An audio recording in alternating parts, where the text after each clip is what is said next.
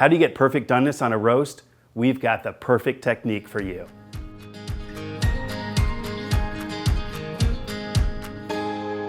Roasting is actually a very easy technique. We seem to overcomplicate it because, well, I guess there's a little bit of pressure. We've got a nice quality piece of meat and we don't want to make a mistake with it. Here's a way to ensure that you have perfect doneness throughout by reverse searing it. So we start at an oven set at 225, riding at a nice low temperature. And then we'll add a sear on the outside of it afterwards. So that's the technique, reverse searing. Let's go through what we've got here equipment-wise. We're gonna need a roasting pan fitted with a rack, and if you notice, I put foil on the bottom here so I can collect drippings. And then I've made this exceptional rub that's actually now a paste because I put sherry vinegar in it. So the ingredients on this are salt and pepper, and I use coarse kosher salt, fresh cracked pepper, some brown sugar so we can get a sugar component on there to add a nice caramelized crust. It also has paprika, granulated garlic, and granulated onion. And then the most important, a high quality roast to start with. In this case, I've got a strip roast. So if you like New York strip steaks, that's what this is. If I were to make a cut like this and just cut steaks out of this, that's a New York strip steak. But I've got a hunk of about 4.5, 5 pounds of a New York strip roast. You see it's got a nice fat cap on the outside, and we're gonna cut cross hatches in that to get a good caramelized exterior. All right, so let's get this ready for the oven. As I mentioned, I'm gonna put cross hatches in that. So I wanna score the fat at about 1/2 inch deep, at about 1 inch wide strips. So the reason I'm doing this is so that I can get, number one, I can get the rub, the paste, I guess. I can get that all throughout and get seasoning into these deep crevices that'll be created. And as this cooks, what happens is that fat will render and you'll get these crisp caramelized nubbins that we all love so much on the exterior. So if you notice on the top, I put kind of diagonal cross hatches this way, and then I'm gonna do the same technique across so I have this squared out pattern.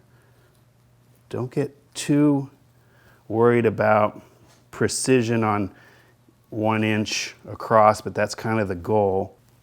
So take a look at that technique. It creates these nice crosshatch pattern. And so this recipe you can see here, I've got sherry vinegar introduced into these dry ingredients, and it should be the consistency of wet sand. And I'm gonna go ahead and rub that really throughout this whole thing and try to get it into those crevices if I can. As it melts, those will really find their way deep into those grooves. Make sure we use this all up. And let's make sure it's nice and even so I don't have spots that have too much or too little. I think that looks good.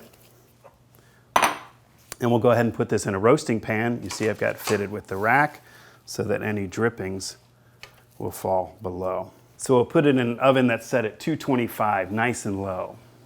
At a 225-degree oven, we took the internal temperature to about 110 degrees, and now we're going to get the oven up to 500 to finish our reverse sear. So reverse meaning we're gonna apply the sear now. And while it's preheating, I'm gonna tent this just to keep it warm, and we're gonna wait until the oven has reached 500 before we put it back in for about 10 to 15 minutes. Now we're preheated, so we're gonna go into our 500-degree oven.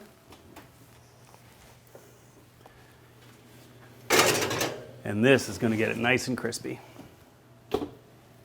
So at 500 degrees, take a look at these nubbins on top, that crispiness. Oh, I love it. We're gonna set it on this cutting board and let it rest if I can get it out of here. It's important for a roast this big to rest about 10 to 15 minutes so those juices redistribute throughout the whole roast. If you're concerned about getting it cool, go ahead and tent it with foil.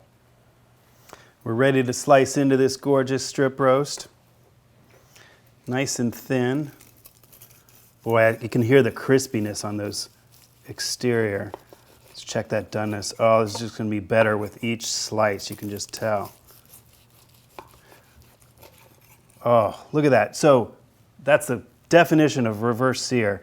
Perimeter to perimeter doneness with a nice crispy outside. And there you have it, a perfectly done strip roast. And it was super simple. We started with a high quality strip roast. We crossed hatched the fat cap and put a rub in so it got all over that exterior. We put it in an oven that's super low, 225 degrees, and then blasted the heat to 500 to get a good crispy sear.